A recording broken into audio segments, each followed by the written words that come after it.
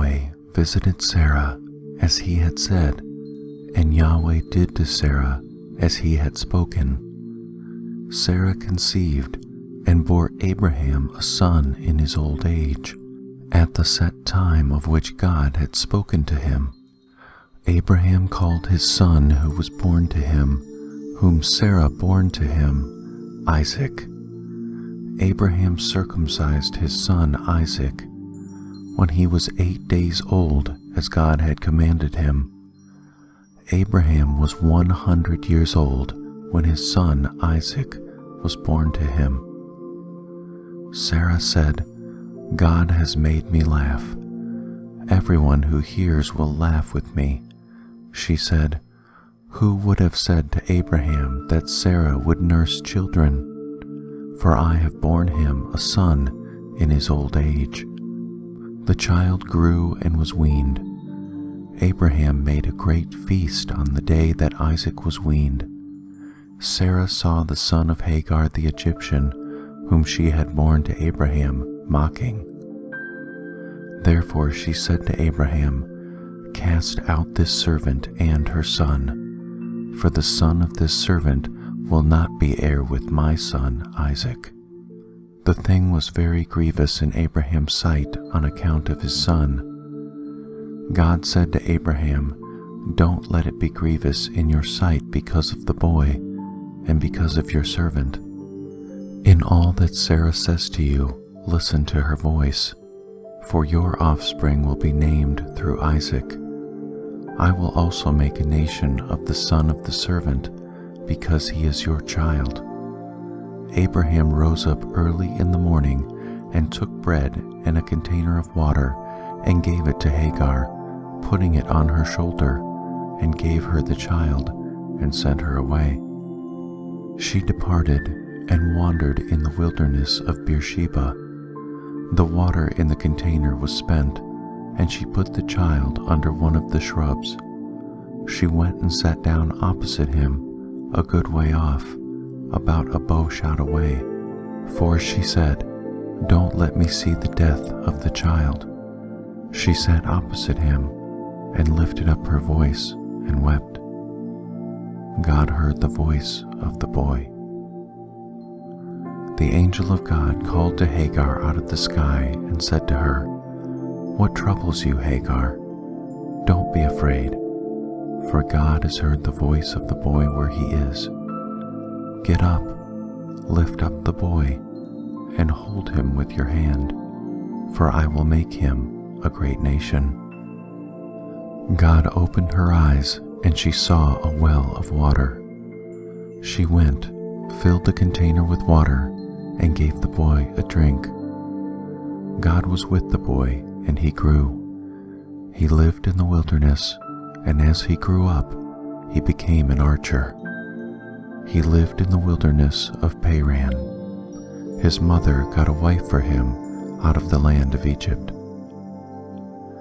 At that time, Abimelech and Phicol, the captain of his army, spoke to Abraham, saying, "God is with you in all that you do. Now therefore, swear to me here by God that you will not deal falsely with me, nor with my son, nor with my son's son. But according to the kindness that I have done to you, you shall do to me, and to the land in which you have lived as a foreigner." Abraham said, "I will swear." Abraham complained to Abimelech because of a water well, which Abimelech's servants had violently taken away. Abimelech said, "I don't know who has done this thing. You didn't tell me, and I didn't hear of it until today." Abraham took sheep and cattle and gave them to Abimelech. Those two made a covenant. Abraham set 7 ewe lambs of the flock by themselves. Abimelech said to Abraham, "What do these 7 ewe lambs, which you have set by themselves, mean?" He said, "You shall take these 7 ewe lambs from my hand, that it may be a witness to me that I have dug this well." Therefore he called that place Beersheba, because they both swore an oath there. So they made a covenant at Beersheba. Abimelech rose up with Phicol, the captain of his army, and they returned into the land of the Philistines. Abraham planted a tamarisk tree in Beersheba, and there he called on the name of Yahweh, the everlasting God. Abraham lived as a foreigner in the land of the Philistines many days. After these things, God tested Abraham and said to him, "Abraham," he said, "Here I am." He said, "Now take your son, your only son, Isaac, whom you love, and go into the land of Moriah. Offer him there as a burnt offering on one of the mountains which I will tell you of." Abraham rose early in the morning and saddled his donkey and took 2 of his young men with him and Isaac his son. He split the wood for the burnt offering and rose up and went to the place of which God had told him. On the 3rd day Abraham lifted up his eyes and saw the place far off. Abraham said to his young men, "Stay here with the donkey. The boy and I will go over there. We will worship and come back to you." Abraham took the wood of the burnt offering and laid it on Isaac his son. He took in his hand the fire and the knife.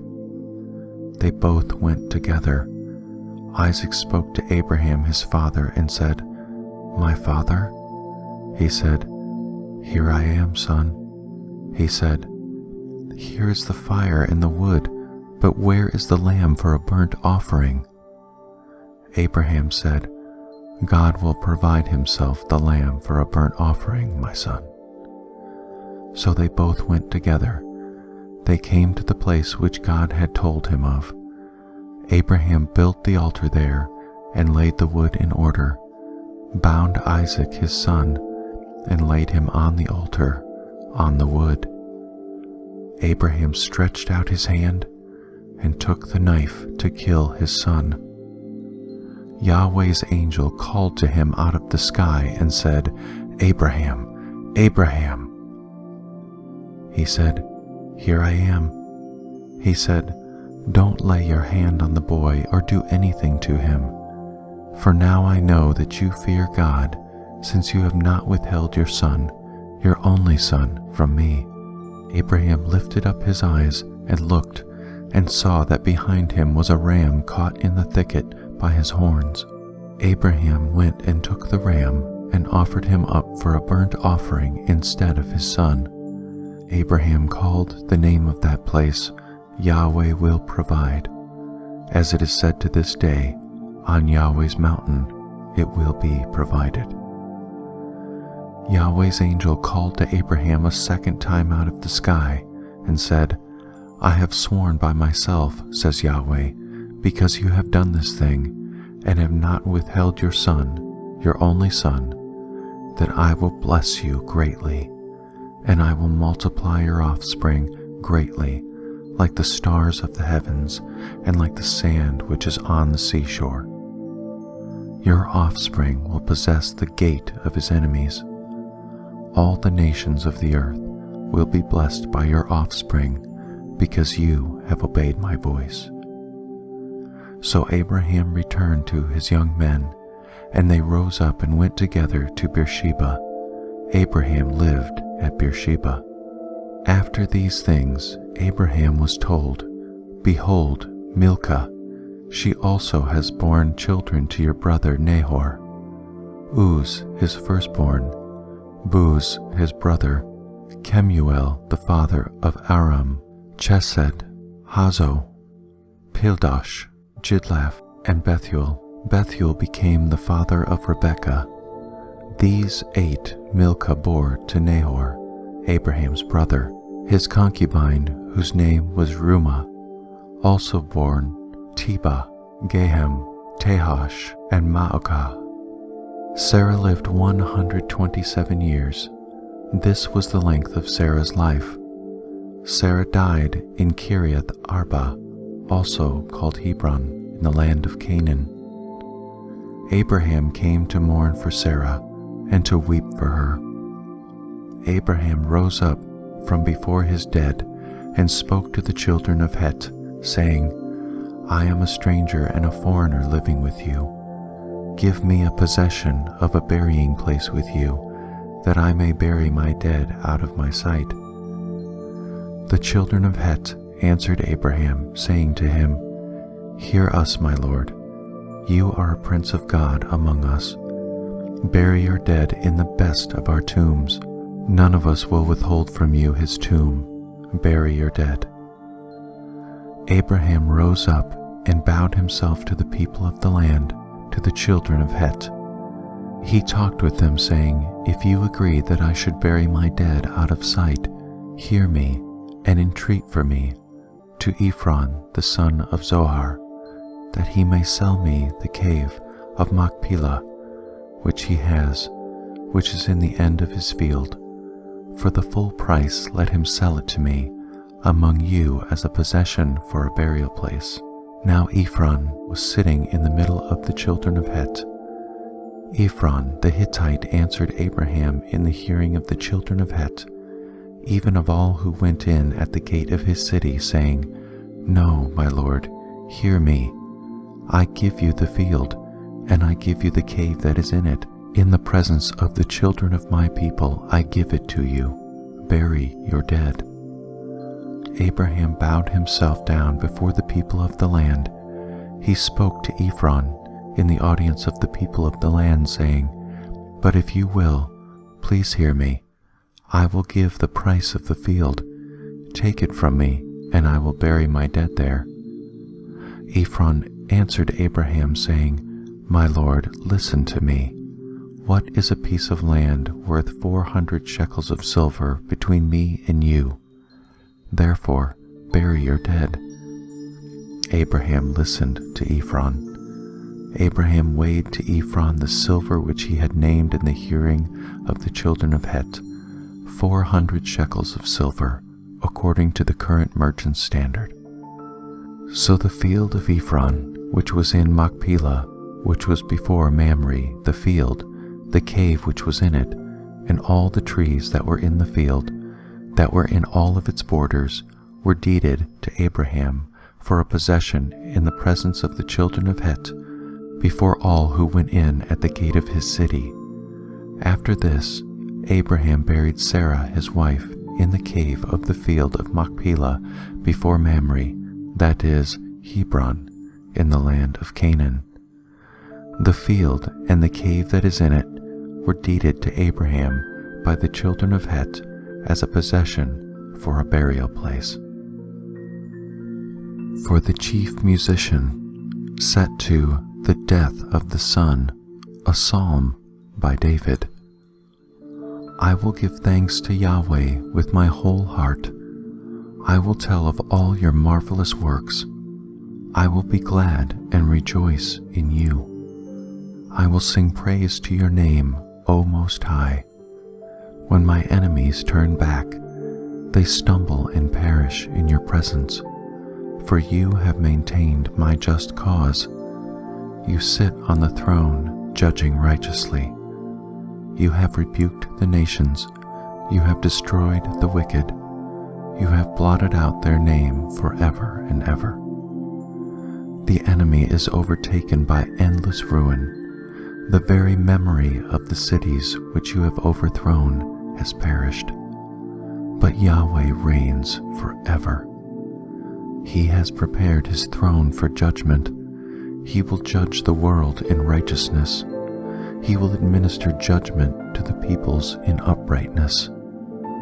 Yahweh will also be a high tower for the oppressed, a high tower in times of trouble. Those who know your name will put their trust in you. For you, Yahweh, have not forsaken those who seek you. Sing praises to Yahweh who dwells in Zion, and declare among the people what he has done. For he who avenges blood remembers them. For he doesn't forget the cry of the afflicted. Have mercy on me, Yahweh. See my affliction by those who hate me, and lift me up from the gates of death, that I may show all of your praise. I will rejoice in your salvation in the gates of the daughter of Zion. The nations have sunk down in the pit that they made. In the net which they hid, their own foot is taken. Yahweh has made himself known. He has executed judgment. The wicked is snared by the work of his own hands. The wicked shall be turned back to Sheol, even all the nations that forget God. For the needy shall not always be forgotten, nor the hope of the poor perish forever. Arise, Yahweh, don't let man prevail. Let the nations be judged in your sight. Put them in fear, Yahweh. Let the nations know that they are only